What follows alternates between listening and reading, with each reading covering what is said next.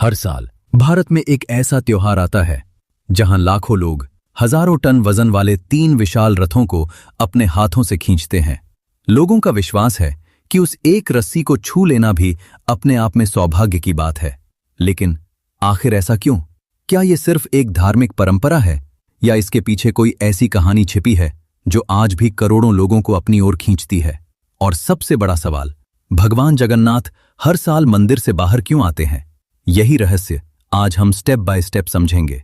सबसे पहले एक बात समझिए, जगन्नाथ मंदिर भारत के ओडिशा राज्य के पुरी शहर में स्थित है। लेकिन इस मंदिर की सबसे अनोखी बात इसकी ऊंचाई या इसकी उम्र नहीं है, बल्कि यह है कि साल में सिर्फ एक बार भगवान जगन्नाथ अपने बड़े भाई बलभद्र और बहन सुभद्रा के साथ खुद मंदिर से बाहर निकलते हैं।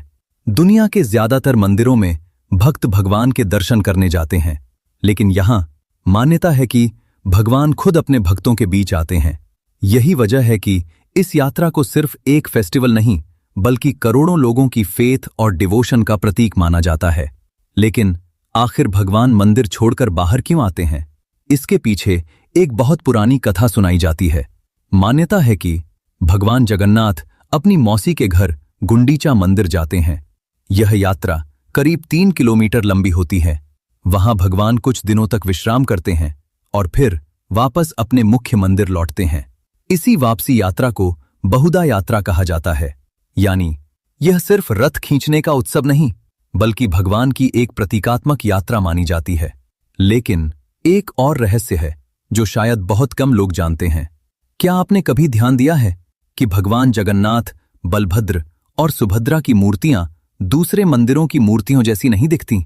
इनके हाथ पूरे नहीं हैं, पैर भी दिखाई नहीं देते और बड़ी बड़ी गोल आंखें हर किसी का ध्यान खींच लेती हैं। आखिर ऐसा क्यों? इसके पीछे एक प्राचीन कथा प्रचलित है।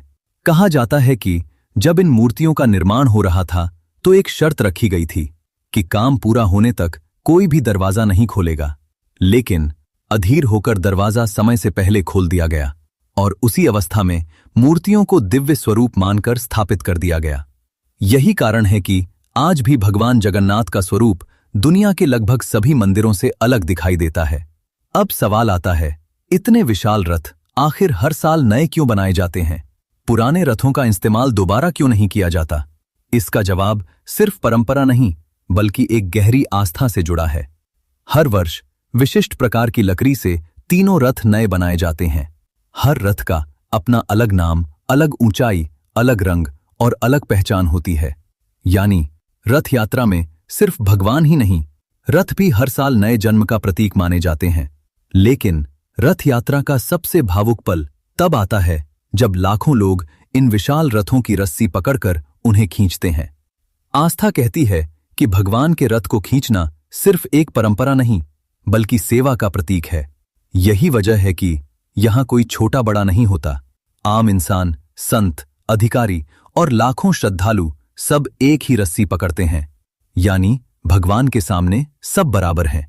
लेकिन क्या आपने कभी सोचा है, इतनी बड़ी भीड़ के बीच रथ रुकता कैसे है और मुड़ता कैसे है? क्योंकि इन रथों में न तो इंजन होता है और न ही आधुनिक स्टीयरिंग सिस्टम।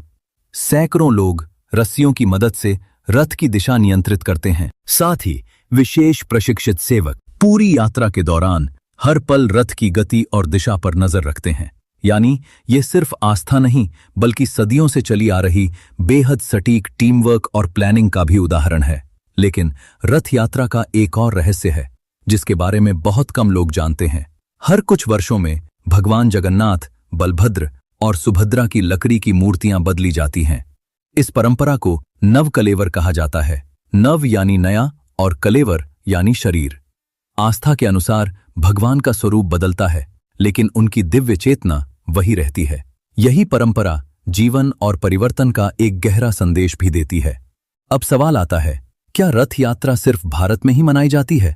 नहीं, आज लंदन, न्यूयॉर्क, टोरंटो, सिडनी और दुनिया के कई बड़े शहरों में भी जगन्नाथ रथ यात्रा निकाली जाती है। यानी पुरी से शुरू हुई ये परंपरा आज एक ग्लोबल फेस्टिवल बन चुकी है। लेकिन इसके केंद्र में आज भी पुरी की रथ यात्रा ही मानी जाती है।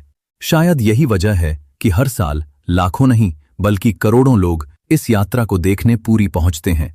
किसी के लिए यह आस्था है, किसी के लिए यह संस्कृति है और किसी के लिए यह भारत की हजारों साल पुरानी परंपरा को अपनी आंखों से देखने का अवसर है। यानी रथ यात्रा सिर्फ एक धार्मिक आयोजन नहीं, बल्कि भारत की कल्चर, हेरिटेज और यूनिटी का भी प्रतीक है। लेकिन रथ यात्रा का सबसे बड़ा संदेश शायद रथों में नहीं, बल्कि उस एक दृश्य में छिपा है जहां भगवान मंदिर की 4 दीवारों से बाहर निकलकर हर इंसान के बीच आते हैं। यही वजह है कि इसे केवल एक फेस्टिवल नहीं, बल्कि इक्वालिटी, कंपैशन और कनेक्शन का प्रतीक भी माना जाता है।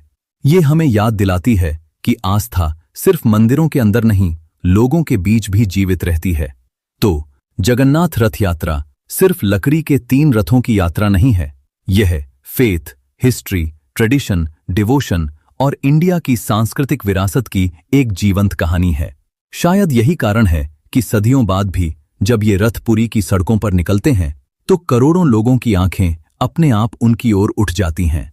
अगर वीडियो पसंद आया हो तो इसे शेयर जरूर कीजिए।